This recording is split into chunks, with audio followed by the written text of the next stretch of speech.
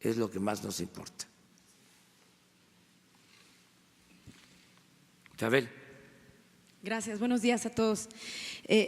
Dos preguntas inicialmente. Si nos pudieran detallar el caso de Tabasco, de las farmacéuticas, en donde no han querido venderles estos medicamentos que detallaron en la primera parte de la conferencia del día de hoy. Esta acción justamente en su tierra, presidente, lleva una dedicatoria especial, sobre todo porque dice usted de los que no quieren que le vaya bien a México. Llama la atención, ¿habría alguna normatividad que se está violando, algún tipo de procedimiento? Está el titular de la Profeco, no sé, la Secretaría de Economía, ¿qué tendría que hacer? Esto por un lado. Y por el otro, presidente, la semana pasada le preguntaba yo durante la gira en Veracruz si era la única renuncia que había recibido por parte de Germán Martínez, y usted cierra la entrevista ahí en plataforma en el aeropuerto de Veracruz diciendo sí, pero van a venir más, y se ríe. Después, pues ya sabemos lo que pasó, ¿no? Germán Martínez y ya después la titular de Semarnat. Y ahora dice usted también, pudiera haber más por aquello de la equidad de género, ¿no? Vienen más renuncias, usted tiene ahí sentado aparte de su gabinete. ¿Cuál es el mensaje fuerte y claro para todos los que están trabajando usted en la Cuarta Transformación? ¿Cómo lograr que no pierdan el impulso y el llamado fuerte y claro? Esto por otra parte, si me lo permite, después otras dos preguntas. Sí, pues somos servidores públicos, el único jefe que tenemos, el único amo es el pueblo. Entonces, si no estamos a gusto sirviéndole al pueblo o no les estamos sirviendo bien, ¿sí? Pues hay quienes quieren ayudar, o sea, en la tarea de transformación. No somos indispensables, ni el presidente, si por eso va a ser la revocación del mandato, que ojalá ya el Senado lo apruebe, para que a mediados del 21 se le pregunte a la gente, ¿quieres que siga el presidente o que renuncie? Porque el pueblo pone y el pueblo quita. El pueblo tiene ahora las riendas del poder en sus manos. Esa es la democracia. Entonces,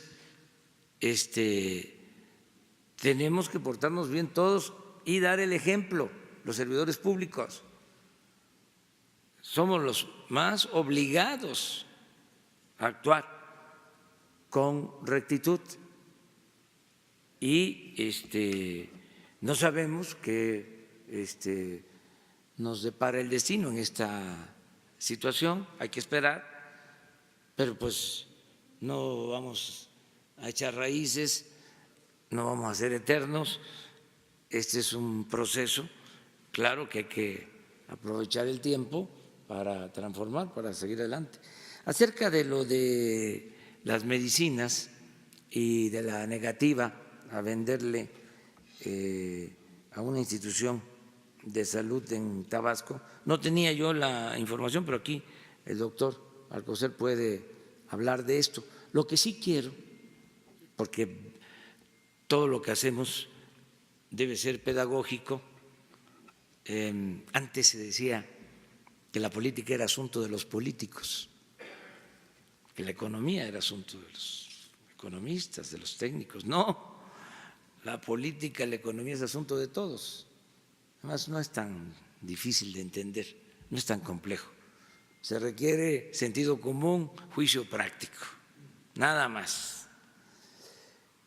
Lo que sí es importante que la gente sepa es que los medicamentos están clasificados y hay lo que le llaman claves, que son como pues las fórmulas o las marcas, las claves. ¿Se acuerdan ustedes que aquí cuando hablábamos del huachicol, un técnico habló de la molécula y no sabíamos qué era, ¿no? Y no era más que la gasolina, pues. Pues las claves. ¿Cómo era el modus operandi de la corrupción o uno de los modos operandi de la corrupción en la adquisición de los medicamentos. Y ustedes seguramente van a investigar. Se hacía una licitación, incluso una compra consolidada de 1.500 claves.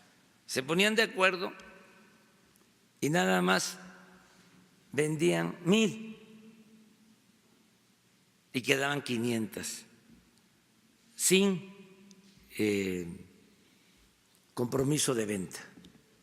¿Para qué? Para que se compraran esas 500 por urgencia, ya sin ningún control. Y por esas 500 se pagaban 2, 3 veces más. Entonces, se ahorraba en 1.000, 10%, 20%, pero en las 500 que no se ofrecían y que eran tratos directos, ahí se perdía la hacienda pública, el presupuesto público, pues perdía 200, 300%. Eso sí, sucedía mucho. Entonces, por eso el predominio de unas cuantas distribuidoras de medicamentos o proveedores de medicamentos, un modus operandi. Nada más que estamos hablando de la corrupción o de los delincuentes de cuello blanco, porque otra de las cosas que debemos de tener muy presente es que todo esto se toleraba, pero además no se perdía ni siquiera la respetabilidad, se veía normal. Entonces se acusaba de ladrón al que se robaba una bolsa en el mercado y a los que se robaban cientos, miles de millones de pesos, hasta se les hacían honores, no perdían su respetabilidad. Entonces tenemos que acabar con la corrupción y estigmatizar a los corruptos. Que el que robe sea señalado, nada de que se le aplauda, nada de que se le vea como una gente astuta que triunfó a toda costa, sin escrúpulos morales de ninguna índole. Entonces, eso es lo que yo puedo decir acerca de una de las maneras en que robaban. Pero lo de Tabasco, pues aquí el doctor. Sí, por favor. Con mucho gusto, señor presidente, señores secretarios. Efectivamente, como ya lo explicó el presidente y lo había comentado el secretario de Salud,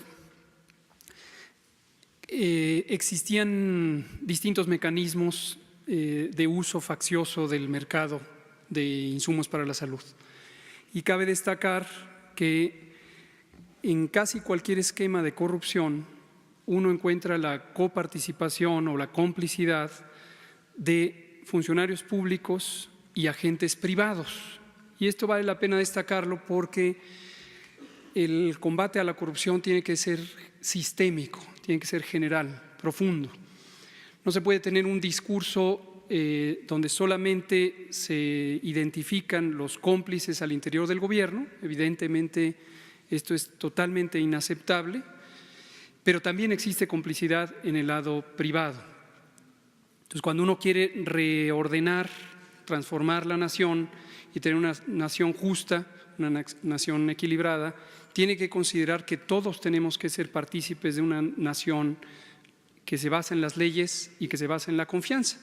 Y este modelo de piso parejo, como se ha llamado, que quiere decir a nadie se le dan privilegios en los mercados de insumos que compra el gobierno, en este caso específico la salud, requiere el compromiso de las empresas privadas para jugar las reglas del piso parejo, que no son otras que las reglas de la ley. En el caso particular de Tabasco se ilustran algunos de estos vicios que tienen que ver con el manejo de organizar la oferta por parte de los proveedores privados para poner al gobierno en una condición de desventaja al concentrar en pocas manos o en pocas empresas, ya sea de producción o de distribución de los insumos, el mercado. Entonces ellas mismas se ponían de acuerdo, las compañías, y jugaban a turnarse o algún mecanismo en el que se organizaban, de modo que hubiera menor oferta, menor diversidad de oferta.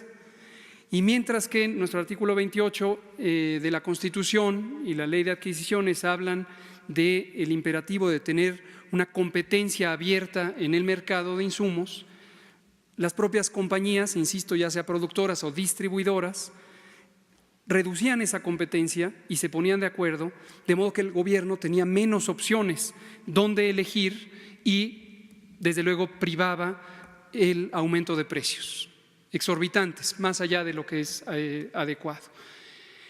Y en el caso particular de Tabasco se ilustra otro fenómeno, que es el reducir por completo la oferta, que ya explica el presidente, y decir no hay, por el momento no tengo, no puedo cubrir, y se declara desierta una licitación pública, por ejemplo, y eso pone en completa desventaja al sector salud o cualquier otro sector, el ejemplo aquí es salud, porque tiene que resolver la necesidad en un momento dado, y cuando se acerca el tiempo en que no hay suficiencia de materiales o de insumos, entonces tiene que ir a una compra emergente que es completamente desfavorable.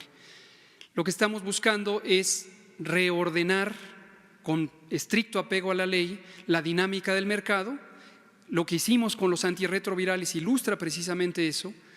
El gobierno, haciendo uso de la ley y haciendo uso de sus facultades, compró inteligentemente y en lugar de dispersar la demanda de antirretrovirales, la concentró con un criterio médico de optimización, de lograr mejores tratamientos, más modernos, más efectivos, y además eso redundó en tener aumento de volúmenes por cada clave y poder negociar mejores precios, y en este caso con reducciones superiores al 50%. ¿Tiene la cifra de cuánto dejaron de percibir estas empresas por no comprar, no permitir esta compra?